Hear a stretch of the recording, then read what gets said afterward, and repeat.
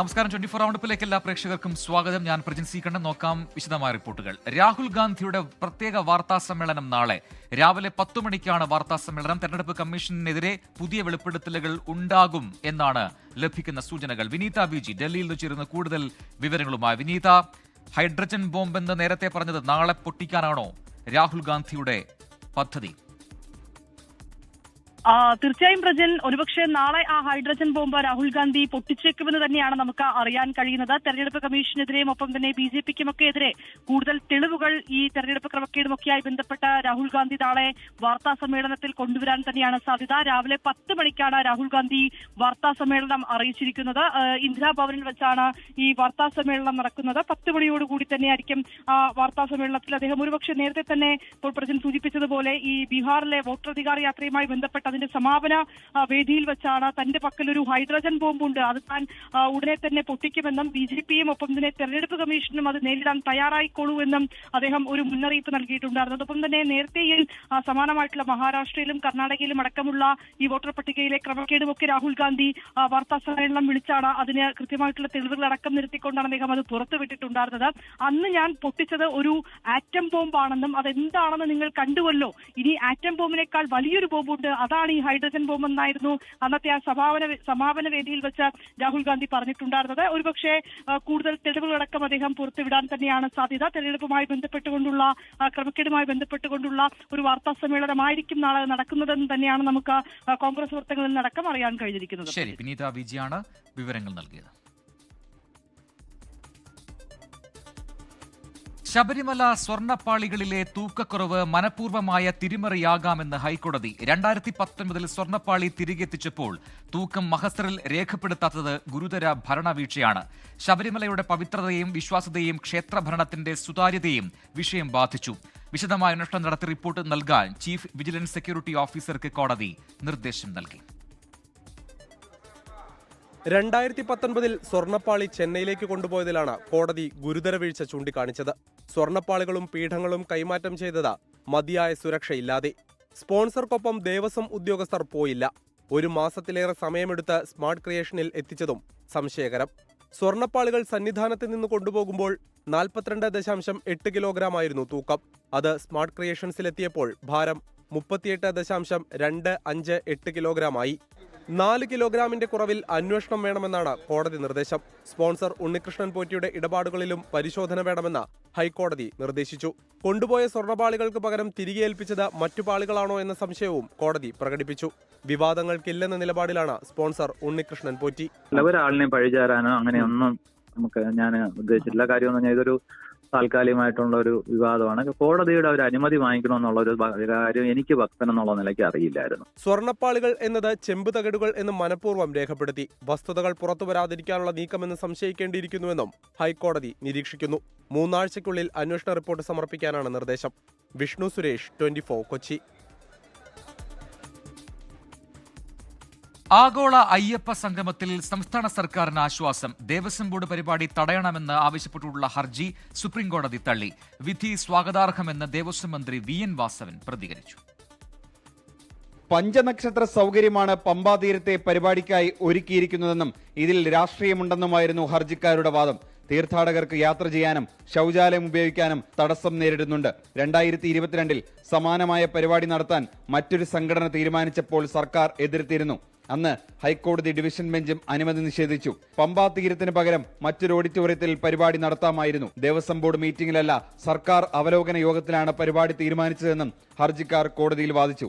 എന്നാൽ ഹൈക്കോടതി ഇടക്കാല ഉത്തരവിൽ ഇടപെടാൻ സുപ്രീം കോടതി വിസമ്മതിച്ചു. ഹൈക്കോടതി ഇടപെടണമെന്നല്ല കോടതി പറഞ്ഞിരിക്കുന്നത്. ഹൈക്കോടതി പറഞ്ഞ നിലപാടുകൾ, ഹൈക്കോടതി പറഞ്ഞ കണ്ടീഷൻസ് എല്ലാം പാലിച്ചുകൊണ്ട് തന്നെ വേണം ഇത് നടത്താനെന്നും ഹൈക്കോടതി പറഞ്ഞിരിക്കുന്ന കണ്ടീഷൻസ് എന്തിനാണ് ഈ പരിപാടി നടത്തുന്നതെന്നുള്ളതിന് വ്യതിചലിക്കാൻ പാടില്ല എന്നും കോടതി വ്യക്തമാക്കിയിട്ടുണ്ട്. ഹൈക്കോടതി പാസ്സാക്കിയിരിക്കുന്ന ഈ ഉത്തരവ് ഇപ്പം നിലവിലുള്ളത് ഒരു ഇന്റരിം ഓർഡറാണ്. അതിൽ ചില സർട്ടൈൻ ഡയറക്ഷനോട് കൂടിയാണ് ഈ ഓർഡർ നിലവിലുള്ള ഓർഡർ. ഇത് നിലവിൽ ഒരു ദിവസത്തെ പ്രോഗ്രാം ആണല്ലോ എന്നുള്ള ആ രീതിയിൽ ഒരു ലൈറ്റായിട്ടുള്ള ഒരു സമീപനമാണ് കോടതി എടുത്തിരിക്കുന്നത്. പരിപാടിക്ക് പിന്നിൽ രാഷ്ട്രീയമില്ലെന്നും വിധി സ്വാഗതാർഹമെന്നും ദേവസ്വം മന്ത്രി VN വാസവൻ. ബഹുമാനപ്പെട്ട സുപ്രീം കോടതിയുടെ ഈ വിഷയത്തിലെ നിലപാടുകൾ ഏറെ സ്വാഗതാർഹമാണ്.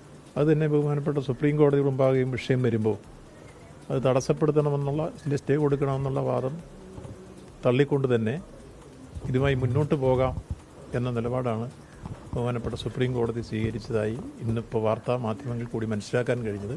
Justice PS Narasimha, justice AS Chandurkar എന്നിവരടങ്ങിയ ബെഞ്ചാണ് ഹർജി പരിഗണിച്ചത്. 24 ഡൽഹി. ആഗോള അയ്യപ്പ സംഗമത്തിൽ പന്തളം രാജകുടുംബം പങ്കെടുക്കില്ല. ബദൽ സംഗമത്തിൽ നിന്നും വിട്ടുനിൽക്കും. പന്തളത്ത് സംഘപരിവാർ സംഘടനകൾ സംഘടിപ്പിക്കുന്ന ശബരിമല സംരക്ഷണ സംഗമത്തിലേക്ക് ക്ഷണിച്ചാലും പോകില്ലെന്ന് SNDP general secretary Vellappally Natesan പറഞ്ഞു. ഒരുക്കങ്ങൾ വിലയിരുത്താൻ ദേവസ്വം മന്ത്രി VN വാസവൻ നാളെ പമ്പയിലെത്തും. ആഗോള അയ്യപ്പ സംഗമത്തിന് 2 ദിവസങ്ങൾ മാത്രം ബാക്കി നിൽക്കെയാണ് സംഗമത്തിൽ പങ്കെടുക്കുന്നില്ലെന്ന തീരുമാനം രാജകുടുംബം അറിയിച്ചത്. ബദൽ സംഗമത്തിൽ നിന്നും വിട്ടുനിൽക്കും. യുവതീ പ്രവേശന പ്രതിഷേധവുമായി ബന്ധപ്പെട്ട കേസുകൾ പിൻവലിക്കില്ലെന്ന സർക്കാർ തീരുമാനം പ്രതിഷേധാർഹമാണെന്നും രാജകുടുംബം പുറത്തിറക്കിയ വാർത്താക്കുറിപ്പിൽ പറയുന്നു. പന്തളത്ത് സംഘപരിവാർ സംഘടനകൾ സംഘടിപ്പിക്കുന്ന ശബരിമല സംരക്ഷണ സംഗമത്തിലേക്ക് ക്ഷണിച്ചാലും പോകില്ലെന്ന SNDP general secretary Vellappally Natesan. എനിക്ക് ക്ഷണയില്ല, ഉണ്ടെങ്കിലും ഞാൻ പോകില്ല. ആഗോള തീർത്ഥാടന കേന്ദ്രമായി ശബരിമല മാറ്റാനുള്ള ചർച്ചകൾ ആഗോള സംഗമത്തിൽ ഉണ്ടാകുമെന്ന് മന്ത്രി VN വാസവൻ പറഞ്ഞു. പരിപാടിക്കുള്ള ഒരുക്കങ്ങൾ പൂർത്തിയായതായും മന്ത്രി. ഒരുക്കങ്ങൾ ഇതിനോടകം തന്നെ 3000 പേരെ പങ്കെടുപ്പിച്ചുകൊണ്ട് സംഗമം നടത്താനാണ് നമ്മൾ പ്ലാൻ ചെയ്തിരുന്നത്. ഇപ്പോൾ രജിസ്ട്രേഷൻ വന്നപ്പോൾ 5000-ൽ പേരെ ആയിക്കഴിഞ്ഞിരിക്കുന്നു. 3500 പേർക്ക് ഇരിക്കാനുള്ള പന്തൽ ഇതിനോടകം തന്നെ ഒരുങ്ങിക്കഴിഞ്ഞു. നാളെ ഉച്ചയ്ക്ക് അത് ഹാൻഡ് ഓവർ ചെയ്യും. നാളെ പരിപാടിയുടെ വിവരങ്ങൾ വിശദീകരിക്കാൻ മന്ത്രി പമ്പയിൽ മാധ്യമങ്ങളെ കാണും. 12 മണിക്കാണ് വാർത്താ സമ്മേളനം. ആഗോള സംഗമത്തിനുള്ള പ്രധാന വേദിയുടെ നിർമ്മാണം 80% പൂർത്തിയായി. ഉപവേദികളുടെ നിർമ്മാണവും അതിവേഗം പുരോഗമിക്കുകയാണ്. നാളെ തന്നെ വേദികളുടെ നിർമ്മാണം പൂർത്തിയാക്കി ദേവസ്വം ബോർഡിന് കൈമാറും. നാളെ വൈകുന്നേരത്തോടെ പമ്പയിലെ സുരക്ഷ പോലീസ് വർദ്ധിപ്പിക്കും. 24 പത്തനംതിട്ട. ശിവഗിരി മുത്തങ്ങ പോലീസ് അതിക്രമങ്ങളിൽ പഴി തനിക്ക് മാത്രമെന്നും തനിക്കു വേണ്ടി മറുപടി പറയാൻ ആരുമില്ലെന്നും AK ആന്റണി. ശിവഗിരി വെടിവെപ്പിന്റെയും മുത്തങ്ങ മാറാട് സംഭവങ്ങളുടെയും അന്വേഷണ റിപ്പോർട്ട് പുറത്തുവിടണമെന്ന് AK ആന്റണി ആവശ്യപ്പെട്ടു. അന്നുണ്ടായ സംഭവങ്ങളിൽ ആന്റണി വിശദീകരണവും നടത്തി. പോലീസ് അതിക്രമങ്ങളിൽ ഇന്നലെ നിയമസഭയിൽ നടന്ന ചർച്ചയിൽ ഭരണപക്ഷം പ്രതിപാദിച്ചത് AK ആന്റണി സർക്കാരിന്റെ കാലത്തെ സംഭവങ്ങളാണ്. പ്രതിപക്ഷത്തിന് മതിയായ പ്രതിരോധം സൃഷ്ടിക്കാൻ കഴിയാതെ വന്നതോടെയാണ് 85-കാരനായ AK ആന്റണിക്ക് നേരിട്ടിറങ്ങേണ്ടി വന്നത്. 21 വർഷം മുൻപ് കേരള രാഷ്ട്രീയം വിട്ടിട്ടും ഇപ്പോഴും തന്നെ വേട്ടയാടുന്നുവെന്ന് AK ആന്റണിയുടെ പരാതി. ശിവഗിരിയിൽ പോലീസ് നടപടി ഒഴിവാക്കാൻ പരമാവധി ശ്രമിച്ചുവെന്നും നടപ്പിലാക്കിയത് കോടതി ഉത്തരവെന്നും AK ആന്റണി. അധികാര കൈമാറ്റം നടത്താൻ തടസ്സം നിൽക്കുന്നവരെ മാത്രം മാറ്റി നിർത്തിക്കൊണ്ട് ഹൈക്കോടതി നിർദ്ദേശിച്ച പോലെ അവിടെ 95 ഒക്ടോബറിൽ സ്വാമി പ്രകാശാനന്ദ നയിക്കുന്ന വിഭാഗത്തിന് ഭരണമേൽപ്പിച്ചു. അതാണ് ശിവഗിരിയിലുണ്ടായ സംഭവം. അല്ല ഒരു ദിവസം നാടകീയമായിട്ടുണ്ടായതല്ല, ഗവൺമെൻറ് ഉണ്ടാക്കിയതല്ല. മുത്തങ്ങയിൽ വന്യമൃഗ സങ്കേതത്തിൽ കയറി കുടിൽ കെട്ടിയ ആദിവാസികളെ ഇറക്കിവിട്ടെങ്കിൽ അതിന് കാരണമുണ്ട്. താൻ ചെയ്തത് തെറ്റെന്ന് വിശ്വസിക്കുന്ന ഏതെങ്കിലും ഗവൺമെന്റ് പിന്നീട് അവിടെ ആദിവാസികളെ താമസിപ്പിക്കാൻ ശ്രമിച്ചിട്ടുണ്ടോ എന്നും AK ആന്റണിയുടെ ചോദ്യം. ഞാൻ 2004 കേരള മുഖ്യമന്ത്രി സ്ഥാനം രാജിവെച്ചല്ലോ. 21 വർഷമായല്ലോ. ഈ 21 വർഷത്തിനിടയിൽ ഏതെങ്കിലും ഗവൺമെൻറ് മുത്തങ്ങയിൽ എൻ്റെ ഗവൺമെൻറ് ആദിവാസികളെ ഇറക്കിയത് തെറ്റാണെങ്കിൽ എന്ന് വിശ്വസിക്കുന്ന ഏതെങ്കിലും ഗവൺമെൻറ് അവിടെ വീണ്ടും ആദിവാസികളെ താമസിപ്പിക്കാൻ ശ്രമിച്ചിട്ടുണ്ടോ? ശിവഗിരി മുത്തങ്ങ മാറാട് സംഭവങ്ങളിൽ അന്വേഷണ റിപ്പോർട്ട് പുറത്തുവിടണമെന്ന് ആവശ്യപ്പെട്ടു. ഇത് തന്റെ അവസാന വാർത്താ സമ്മേളനമല്ല, ഇപ്പോൾ ആക്റ്റീവല്ല, റിട്ടയേർഡുമല്ലെന്നും AK ആന്റണി വ്യക്തമാക്കി. നിയമസഭാ തെരഞ്ഞെടുപ്പിന് ശേഷം പല അപ്രിയ സത്യങ്ങളും തുറന്നു പറയുമെന്നും AK ആന്റണി പറഞ്ഞു. 24 തിരുവനന്തപുരം. ഭരണക്ഷേമ പ്രവർത്തനങ്ങളിൽ ജനങ്ങളുടെ സജീവ പങ്കാളിത്തം ഉറപ്പാക്കുന്നതിനും സർക്കാരിനും ജനങ്ങൾക്കുമിടയിലുള്ള ആശയവിനിമയം ശക്തിപ്പെടുത്തുന്നതിനുമായി പുതിയ പദ്ധതി പ്രഖ്യാപിച്ച സർക്കാർ മുഖ്യമന്ത്രി എന്നോടൊപ്പം അഥവാ CM വിത്ത് മീ എന്ന പേരിൽ സമഗ്ര സിറ്റിസൺ കണക്ട് സെന്റർ ആരംഭിക്കുന്നതിന് മന്ത്രിസഭാ യോഗം തീരുമാനിച്ചു. സർക്കാർ സഹായം വേഗത്തിൽ ലഭ്യമാക്കുന്നതിനും വിശ്വസനീയമായ ഒരു ജനസേവന സംവിധാനമായി പ്രവർത്തിക്കുക എന്നതും പദ്ധതിയുടെ ലക്ഷ്യമാണ്. പരിപാടിയുടെ പ്രവർത്തനത്തിന് പരിചയസമ്പന്നരായ സർക്കാർ ഉദ്യോഗസ്ഥർ മേൽനോട്ടം വഹിക്കും. ഇതിനായി ഇൻഫർമേഷൻ ആൻഡ് പബ്ലിക് റിലേഷൻസ് വകുപ്പിന് അധിക വകയിരുത്തലിൽ 20 കോടി രൂപ അനുവദിക്കും. അമേബിക് മസ്തിഷ്ക ജ്വരത്തെക്കുറിച്ചുള്ള അടിയന്തര പ്രമേയ ചർച്ചയിൽ ഭരണ പ്രതിപക്ഷ വാക്പോര്. ഒന്നാമത് എന്ന് പറയുന്ന കേരളത്തിന്റെ ആരോഗ്യ മേഖല വെന്റിലേറ്ററിലാണെന്ന് പ്രതിപക്ഷം ആരോപിച്ചു. പൊതുജനാരോഗ്യ മേഖലയെ താഴ്ത്തിക്കെട്ടാൻ ശ്രമിക്കുന്നതിന് പിന്നിലെ താൽപര്യം എന്തെന്നായിരുന്നു ഭരണപക്ഷത്തിന്റെ പ്രതിരോധം. എൻ ഷംസുദ്ദീനെതിരായ മന്ത്രിയുടെ പരാമർശത്തിന് മറുപടി പറയാൻ അനുവദിക്കാത്തതിൽ പ്രതിഷേധിച്ച് പ്രതിപക്ഷം സഭ ബഹിഷ്കരിച്ചു. തുടർച്ചയായ രണ്ടാം ദിവസമാണ് നിയമസഭയിൽ അടിയന്തര പ്രമേയം ചർച്ചയ്ക്കെടുക്കുന്നത്. അമീബിക് മസ്തിഷ്ക ജ്വരം പടരുന്നതായിരുന്നു ഇന്നത്തെ വിഷയം. പകർച്ചവ്യാധി അല്ലാതിരുന്നിട്ടും രോഗം പടരുന്നതിന്റെ കാരണം എന്താണെന്ന് പോലും ആരോഗ്യവകുപ്പിന് വ്യക്തതയില്ലെന്നായിരുന്നു പ്രതിപക്ഷ ആരോപണം. അങ്ങോട്ടും ഇങ്ങോട്ടും പഴിചാരി തന്റെ കാലത്തെല്ലാം ഭദ്രമാണ്, വല്ല പ്രശ്നങ്ങളും ഉണ്ടെങ്കിൽ അതിന് കാരണം കഴിഞ്ഞ കാലങ്ങളിലുള്ളവരാണ് എന്ന് പറയുന്നതല്ലല്ലോ ഒരു മന്ത്രിയുടെയും ഡിപ്പാർട്ട്മെന്റിന്റെയും ഉത്തരവാദിത്വം. വിഷയത്തിലേക്ക് വരാതെ കേരളത്തിലെ പൊതുജനാരോഗ്യ മേഖല കൈവരിച്ച നേട്ടങ്ങൾ ചൂണ്ടിക്കാട്ടിയായിരുന്നു ഭരണപക്ഷ MLA-മാരുടെ പ്രതിരോധം. ഈ ആരോഗ്യ വകുപ്പ് മന്ത്രിയെ വേട്ടയാടിയിട്ട് കേരളത്തിലെ ആരോഗ്യ രംഗത്തെയും ഈ ഗവൺമെന്റിനെയും ക്ഷീണിപ്പിക്കാൻ പറ്റുമെന്ന് നിങ്ങൾ ധരിക്കുന്നുണ്ടെങ്കിൽ അത് അങ്ങ് അറ്റത്ത് വെച്ചിട്ട് വന്നാൽ മതി. അതൊന്നും ഇവിടെ ചെലവാകാൻ പോകുന്നില്ല എന്ന് തന്നെ പറയാനാണ് ഞങ്ങൾ ഉദ്ദേശിക്കുന്നത്. പഴയ കണക്ക് പറഞ്ഞുകൊണ്ടിരുന്നാൽ മതിയോ ആരോഗ്യ കേരളത്തെ വെന്റിലേറ്ററിൽ നിന്ന് രക്ഷിക്കേണ്ടതെന്നായിരുന്നു പ്രതിപക്ഷത്തിന്റെ മറുചോദ്യം. നമ്മളിതെല്ലാം ഒന്നാമതാണ് എന്ന് പറഞ്ഞിട്ട് കഴിഞ്ഞ കുറേ വർഷങ്ങളായി ഇത് സ്റ്റാഗ്നന്റ് ആണ്. ലോകത്തുള്ള എല്ലാ രോഗങ്ങളും ഇന്ന് കേരളത്തിലുണ്ട്. ലൈഫ് സ്റ്റൈൽ ഡിസീസ് വളരെ കൂടുതലായി വർദ്ധിക്കുന്നുണ്ട്. രാജ്യത്തെ മസ്തിഷ്ക ജ്വര മരണങ്ങളിൽ 70%-ലും കാരണം കണ്ടെത്താറില്ലെന്ന് ചൂണ്ടിക്കാണിച്ച ആരോഗ്യമന്ത്രി വീണ ജോർജ് സംസ്ഥാനത്ത് ഫലപ്രദമായ പ്രതിരോധ നടപടികൾ ആവിഷ്കരിച്ചിട്ടുണ്ടെന്നും വിശദീകരിച്ചു. മരണനിരക്ക് ആഗോള ശരാശരിയായ 60%-ൽ നിന്ന് 24%-ആയി കുറയ്ക്കാൻ സാധിച്ചുവെന്നും മന്ത്രി അവകാശപ്പെട്ടു. 2016 സർ ആദ്യത്തെ കേസ് റിപ്പോർട്ട് ചെയ്യുന്നത്. എന്തുകൊണ്ടാണ് റിപ്പോർട്ട് ചെയ്യുക എന്ന് പറയുമ്പോൾ ആ കേസ് കണ്ടെത്തുന്നത് 2016 എന്നുള്ളത് കൂടി നമ്മൾ കാണേണ്ടതായിട്ടുണ്ട് സർ. അതിനുശേഷം ഓരോ വർഷങ്ങളിലായിട്ട് 1 കേസ് 2 കേസ് എന്നുള്ള നിലയിലൊക്കെ റിപ്പോർട്ട് ചെയ്യാനായിട്ട് തുടങ്ങി. മസ്തിഷ്ക ജ്വരങ്ങൾ ഉണ്ടാകുമ്പോൾ അന്ന് മുതൽ ഇത് റിപ്പോർട്ട് ചെയ്യണമെന്നും ഇതിന്റെ കാരണം എന്താണ് എന്നുള്ളത് കണ്ടെത്തണമെന്നുള്ള കർശനമായിട്ടുള്ള ഒരു വ്യവസ്ഥ മുന്നോട്ട് വെച്ചു. തദ്ദേശ സ്ഥാപനങ്ങളെ ഏകോപിപ്പിച്ച് പ്രതിരോധ പ്രവർത്തനങ്ങളില്ലെന്ന എൻ ഷംസുദ്ദീന്റെ വിമർശനത്തിന് മറുപടി പറഞ്ഞ മന്ത്രി വീണ ജോർജ് ഇതൊന്നും അറിയാൻ MLA മണ്ഡലത്തിലില്ലേ എന്ന് ചോദിച്ചു. ഇതോടെ പ്രകോപിതരായ പ്രതിപക്ഷം നടുത്തളത്തിലിറങ്ങി.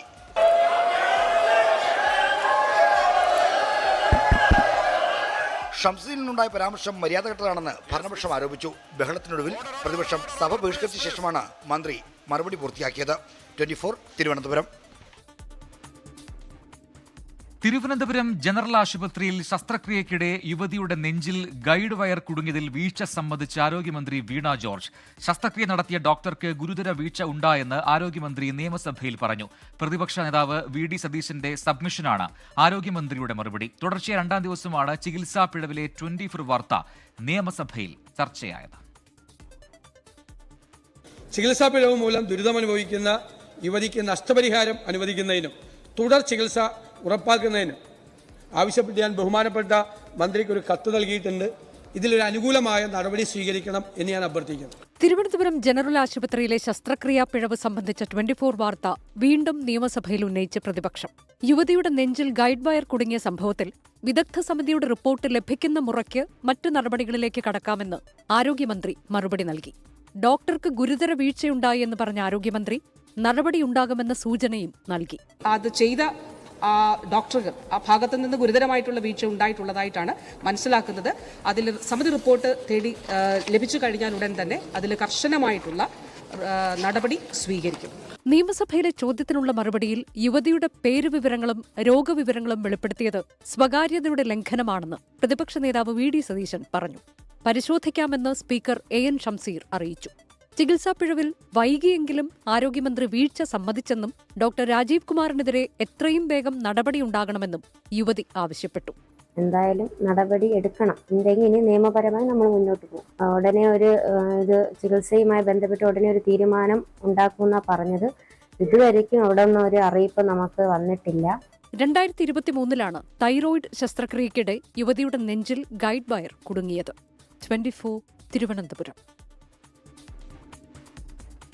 ഇപ്പോൾ ലഭിക്കുന്ന ഒരു വാർത്തയിലേക്ക്. കാസർഗോഡ് ഡേറ്റിംഗ് ആപ്പ് പീഡനത്തിൽ ഒരാൾ കൂടി അറസ്റ്റിൽ. കോഴിക്കോട് കസബ സ്റ്റേഷനിൽ രജിസ്റ്റർ ചെയ്ത കേസിലാണ് അറസ്റ്റ്. കിണാശ്ശേരി സ്വദേശി അബ്ദുൾ മനാഫ് MP ആണ് അറസ്റ്റിലായത്. മിഥില ബാലൻ കോഴിക്കോട് നിന്ന് ചേരുന്നു കൂടുതൽ വിവരങ്ങളുമായി. മിഥില, കൗമാരക്കാരനെ പീഡിപ്പിച്ച ഒരു സംഭവമാണ് ഇത്. ഈ ഡേറ്റിംഗ് ആപ്പ് വഴിയാണ് ഈ പീഡനം ഉണ്ടായത്. നിരവധി പേർ ഇതിൽ പ്രതികളായി ഉണ്ട് എന്നാണ് മനസ്സിലാക്കാൻ കഴിയുന്നത്. ഇപ്പോൾ ഒരാളുടെ കൂടി അറസ്റ്റ് ഉണ്ടാകുന്നു. അതിന്റെ കൂടുതൽ വിവരങ്ങൾ എന്താണ്? പ്രജിൻ കസബ പോലീസ് സ്റ്റേഷനിൽ രജിസ്റ്റർ ചെയ്ത കേസിലാണ് ഇപ്പോൾ അറസ്റ്റ് ഉണ്ടായിട്ടുള്ളത്. കിണാശ്ശേരി സ്വദേശി അബ്ദുൾ മനാഫ് MP, 37 വയസ്സ്.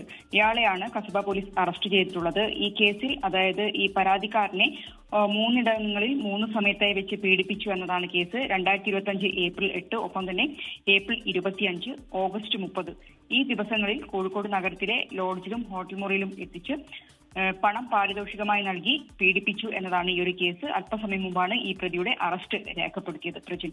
ശരി, മിഥില ബാലനാണ് വിവരങ്ങൾ നൽകിയത്.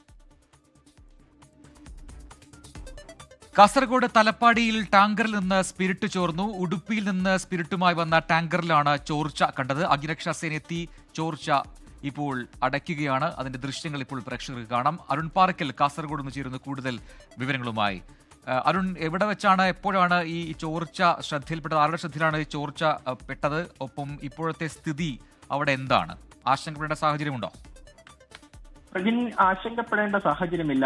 ഇൻഡോറിൽ നിന്ന് കോഴിക്കോട്ടേക്ക് സ്പിരിറ്റുമായി വന്ന ടാങ്കറാണ് ഇത്. ഉടുപ്പി മുതൽ തന്നെ സ്പിരിറ്റ് ചോർച്ച ഉണ്ടാവുന്നതായി ഡ്രൈവറുടെ ശ്രദ്ധയിൽപ്പെട്ടിരുന്നു. പക്ഷേ വലിയ അളവിൽ സ്പിരിറ്റ് ചോർച്ച കണ്ടില്ല. ഇതിനെ തുടർന്ന് ഡ്രൈവർ വാഹനം ഓടിച്ച് തലപ്പാടി ചെക്ക് പോസ്റ്റ് വരെ എത്തി. തലപ്പാടിയിൽ വെച്ച് വാഹനം നിർത്തി പരിശോധിക്കുകയായിരുന്നു. ആ സമയത്താണ് സ്പിരിറ്റ് കൂടുതലായി ചോരുന്നതായി ശ്രദ്ധയിൽപ്പെട്ടത്. ഉടൻ തന്നെ ഫയർഫോഴ്സിന് വിവരം അറിയിച്ചു. പോലീസും സ്ഥലത്തെത്തിയിട്ടുണ്ട്. ഇപ്പോൾ ആ ചോർച്ച ഭാഗികമായി അടച്ച നിലയിലാണ്. മറ്റൊരു വാഹനം എത്തിച്ച് സ്പിരിറ്റ് അതിലേക്ക് മാറ്റാനുള്ള തയ്യാറെടുപ്പുകളും നടത്തുന്നുണ്ട്. ആശങ്കപ്പെടേണ്ട സാഹചര്യമില്ല എന്നാണ് നിലവിൽ അറിയിച്ചിരിക്കുന്നത്. പ്രജി. ശരി, അരുൺ പാറക്കിലാണ് വിവരങ്ങൾ നൽകിയത്. അടിയന്തര പ്രമേയ ചർച്ചയ്ക്കിടെ രാഹുൽ മാങ്കൂട്ടത്തിനെതിരെ പരിഹാസവുമായി ഭരണപക്ഷം. നിയമസഭാ കവാടത്തിനു മുന്നിൽ മെത്ത വിരിച്ചു കിടക്കുന്ന 2 പേർ സമരം നടത്തേണ്ടത് പാലക്കാടാണെന്നായിരുന്നു കോങ്ങാട് MLA കെ ശാന്തകുമാരിയുടെ പരാമർശം. രാഹുൽ മാങ്കൂട്ടത്തിൽ ഇനി സഭയിൽ എത്തരുതെന്ന് കെ മുരളീധരൻ 24 പറഞ്ഞു. രാഹുലിനൊപ്പം നിയമസഭയിലേക്ക് വന്ന യൂത്ത് കോൺഗ്രസ് ജില്ലാ പ്രസിഡന്റ് നേമം ഷജീറിനെ കാണാൻ പ്രതിപക്ഷ നേതാവ് കൂട്ടാക്കിയില്ല. അടിയന്തര പ്രമേയ ചർച്ചയ്ക്കിടയിലാണ് ലൈംഗിക പീഡന ആരോപണങ്ങൾ നേരിടുന്ന രാഹുൽ മാങ്കൂട്ടത്തിനെതിരെ ഭരണപക്ഷത്ത് നിന്ന് ഒളിഞ്ഞും തെളിഞ്ഞുമുള്ള പരാമർശങ്ങളുണ്ടായത്. ശിശുഹത്യയിൽ ഒരു പാപബോധവും തോന്നാത്തവർക്കൊപ്പം ഇരിക്കുന്നവർക്ക് ഒരു സ്ത്രീയായ മന്ത്രിയെ അധിക്ഷേപിക്കുന്നതിൽ ആനന്ദം തോന്നും എന്നതിൽ ഞങ്ങൾക്ക് അത്ഭുതമില്ല. അതുവരെ പൊതിഞ്ഞു പറഞ്ഞിരുന്ന കാര്യം അല്പം കൂടി വ്യക്തമാക്കിക്കൊണ്ടായിരുന്നു കോങ്ങാട് MLA കെ ശാന്തകുമാരിയുടെ ഇടപെടൽ. സഭാ കവാടത്തിന് മുമ്പിൽ 2 സൈഡും നല്ല മെത്ത വിരിച്ച് 2 പേര് കിടപ്പുണ്ട്. എനിക്ക് അവരോട് പറയാലോ, നിങ്ങൾ നേരെ ആദ്യം പാലക്കാട് പോയി സമരം ചെയ്യണം. ഇവിടെ അല്ല സമരം ചെയ്യണം, പാലക്കാടാ. രാഹുൽ മാങ്കൂട്ടത്തിൽ ഇനി നിയമസഭയിലെത്താൻ പാടില്ലെന്ന പരാമർശം ഇന്ന് കോൺഗ്രസ് നേതൃത്വത്തിൽ നിന്നും ഉണ്ടായി. അദ്ദേഹം ഇനി സഭയിൽ നിന്ന് മാറി നിൽക്കുന്നതാണ് നല്ലതാണ് എൻ്റെ അഭിപ്രായം. കാരണം അദ്ദേഹം പിണറായി സർക്കാരിൻ്റെ ഒരുപാട് മർദ്ദനങ്ങളേറ്റ ആളാണല്ലോ. അങ്ങനെ ഒരു വ്യക്തി തന്നെ പിണറായി സർക്കാരിൻ്റെ ഒരു ഐശ്വര്യമായിട്ട് മാറരുത്. കോൺഗ്രസിൽ നിന്ന് സസ്പെൻഡ് ചെയ്യപ്പെട്ട രാഹുൽ മാങ്കൂട്ടത്തിന് സംരക്ഷണ കവചമൊരുക്കി നിയമസഭയിലേക്ക് എത്തിച്ച യൂത്ത് കോൺഗ്രസ് തിരുവനന്തപുരം ജില്ലാ പ്രസിഡന്റ് നേമം ഷജീറിനോടുള്ള അമർഷം പ്രതിപക്ഷ നേതാവ് പരസ്യമായി പ്രകടിപ്പിച്ചു. നിയമസഭയിലെ പ്രതിപക്ഷ നേതാവിന്റെ ഓഫീസിലെത്തിയ ഷജീറിനെ കാണാൻ VD സതീശൻ കൂട്ടാക്കിയില്ല. മുറിയിലെത്തി കാണാൻ ശ്രമിച്ച ഷജീറിനെ പൂർണ്ണമായി അവഗണിച്ച സതീശൻ മുഖം കൊടുക്കാൻ പോലും തയ്യാറായില്ല. പിന്നാലെ ചെന്ന് കാണാൻ ശ്രമിച്ചപ്പോഴും ഇതുതന്നെയായിരുന്നു സ്ഥിതി. 24 തിരുവനന്തപുരം. ഏഷ്യാ കപ്പിലെ ഹസ്തദാന വിവാദം പുതിയ തലത്തിലേക്ക്. ഇന്ത്യയുടെ പക്ഷം പിടിച്ച മാച്ച് റഫറിയെ മാറ്റിയില്ലെങ്കിൽ കളിക്കില്ലെന്ന പാകിസ്ഥാന്റെ ബഹിഷ്കരണ ഭീഷണിയിൽ മുങ്ങി 1 മണിക്കൂർ വൈകിയാണ് മത്സരം തുടങ്ങിയത്. മാച്ച് റഫറി മാപ്പ് പറഞ്ഞെന്ന് പാക് ക്രിക്കറ്റ് ബോർഡ് അവകാശപ്പെട്ടു.